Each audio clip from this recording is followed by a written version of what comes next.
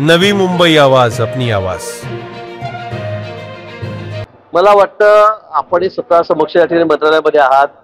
आज कॅबिनेट होती, पण आज नगरपालिकेच्या निवडणुकीच्या निमित्ताने खरं म्हणजे ते छाननी सुरू होती। आज सगळ्यांच्या नजरा प्रत्येक ठिकाणी आपापल्या नगरपालिकेत लागल्या होत्या। आमदार असतील, खासदार असतील, मंत्री असतील, पण त्यांच्या मतदारसंघाचा प्रश्न होता आणि म्हणून काय बहुतांशी म्हणता येणार नाही, पण काही मंत्री गैरहजर होते। पण ते भाजपचे होते, सेनेचे होते, राष्ट्रवादीचे होते। मला वाटतं शिवसेनेचे कोण कोण नव्हतं, मी सांगा ना मला कोण नव्हतं। लहान असतील पण जे होते त्यांची नावं सांगा ना। जे होते ते 7-8 मंत्री त्या ठिकाणी बैठकीला हजर होते। मी सोबत होतो, बैठकीमध्ये होतो। मला वाटतं बहिष्कार टाकायचा तर सगळ्यांनीच टाकला असता, पण असं कुठे नाहीये। उगाच या बातम्या मला असं वाटतं पेरल्या जात आहेत। यानंतर 2 बैठकी झाल्या मुख्यमंत्री महोदयांच्या दालनामध्ये। तिथे माननीय शिंदे साहेब त्या ठिकाणी बैठकीला होते। बिबट्याची बैठक झाली, त्या बैठकीला मी स्वतः होतो बिबट्याचा बंदोबस्त करण्याच्या संदर्भात। तिथे अनेक सूचना एकनाथजींनी त्या ठिकाणी दिल्यात। सगळ्या बैठकांना मुख्यमंत्री महोदयांच्या दालनामध्ये नंतर एकनाथजी त्या ठिकाणी हजर होते आणि म्हणून मला असं वाटतं की काहीतरी चुकीच्या बातम्या फैलवण्याचं काम चाललेलं आहे। आमच्यामध्ये कुठेही वादविवाद नाही किंवा कोणाचाही बहिष्कार आजच्या कॅबिनेटवर नव्हता।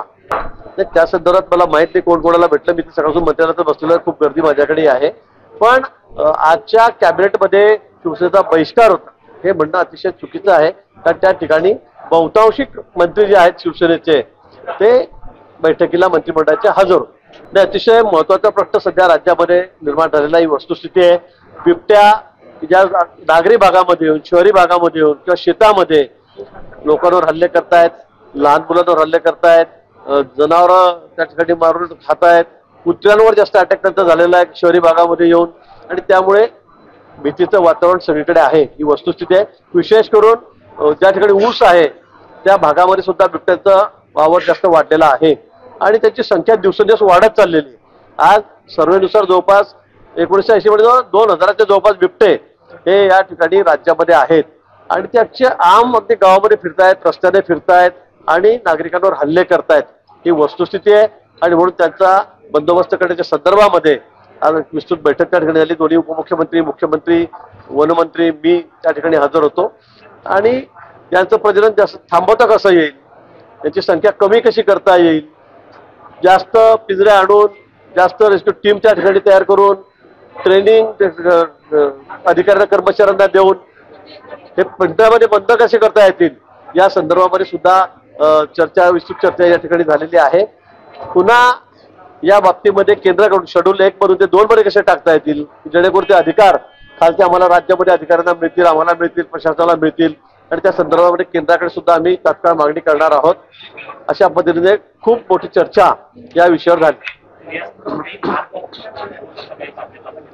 निश्चित ज्या ठिकाणी पकडल्यानंतर या बिबट्यांना ठेवायचं आहे, कारण या वर्षभरामध्ये जवळपास 300च्या वर बिबटे हे वन खात्याने पकडलेले आहेत। आता पकडल्यानंतर त्यांना ठेवायचं कुठे हाही मोठा एक प्रश्न आमच्या समोरच्या ठिकाणी आहे आणि म्हणून वनतारामध्ये आम्ही विचारणा केलेली आहे, पण ते म्हटले एवढ्या मोठ्या प्रमाणामध्ये आम्ही बिबट्यांना ठेवू शकत नाही। एका वर्षात 300-400 बिबटे पकडले तर तोही प्रश्न त्यांच्या पुढे आहे आणि म्हणून काही वन खात्याची जमीन घेऊन त्या ठिकाणी प्रोडक्शन वॉल वगैरे सगळं बांधून, कंपाऊंड वॉल बांधून त्या ठिकाणी कसे ते बिबटे ठेवता येतील, त्यांना नर माद्यांना वेगळं कसं करता येतील, जेणेकरून त्यांचं प्रजनन जे आहे ते थोडं थांबलं पाहिजे, कमी झालं पाहिजे, त्या संदर्भामध्ये सुद्धा निर्णय या ठिकाणी झाला। आपत्ती व्यवस्थापन खात्यामधून कशी अधिक परत करता येईल, NDRF जसं आमच्याकडे आहे संकट काळामध्ये धावून जाणारं, बिबट्यांचा बंदोबस्त करण्यासाठी सुद्धा अशा पद्धतीने टीम तयार करता येईल का, आणि ते करण्याचा निर्णय मी या ठिकाणी घेतलेला आहे।